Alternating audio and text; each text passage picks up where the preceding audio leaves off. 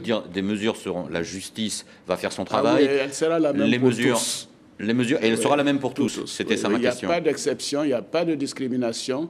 La loi est la même pour tous, partisans d'Alassane Ouattara ou forces militaires, forces miliciennes et mercenaires de Laurent Gbagbo. Est-ce que l'enquête du procureur général a une limite dans le temps? Est-ce que vous lui avez fixé? Oui, nous avons demandé une enquête sur Douekoué pour la situation qui a été vécue. Je crois que c'est depuis à peu près fin mars.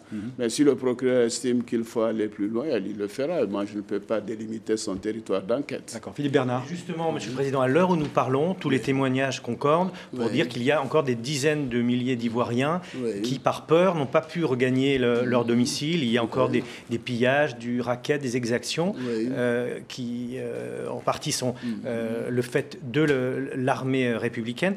Donc, quel est le calendrier que vous vous donnez pour rétablir la sécurité? Combien de temps vous avez besoin? Le plus tôt et quand possible. est-ce que la gendarmerie et la police vont être de nouveau à pied d'œuvre? Je peux vous dire, la gendarmerie et la police, les effectifs ont repris à plus de 90% à l'heure où je vous parle. Bon, il y a encore peut-être quelques éléments zélés qui avaient été recrutés sur des bases ethniques qui ne veulent pas rejoindre, qui ont malheureusement également des armes qui se promènent à Abidjan. Donc, c'est trop vite d'aller dire que ce sont les forces républicaines.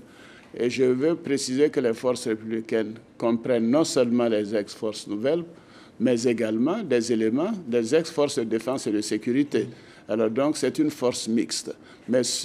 Et des personnes, des militaires qui ont décidé de rejoindre la République, de se comporter en républicain et de soutenir les institutions de la République.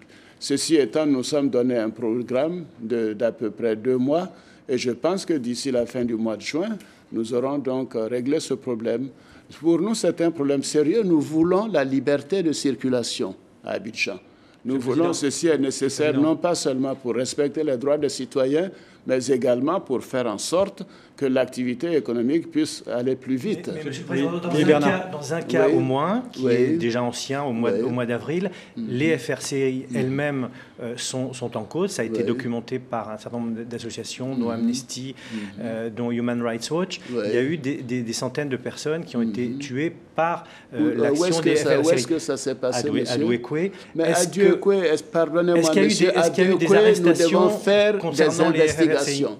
J'ai demandé au procureur, vous voulez un état de droit ou pas? Pourquoi voulez-vous qu'on aille poursuivre les gens avant que le procureur ne donne son rapport?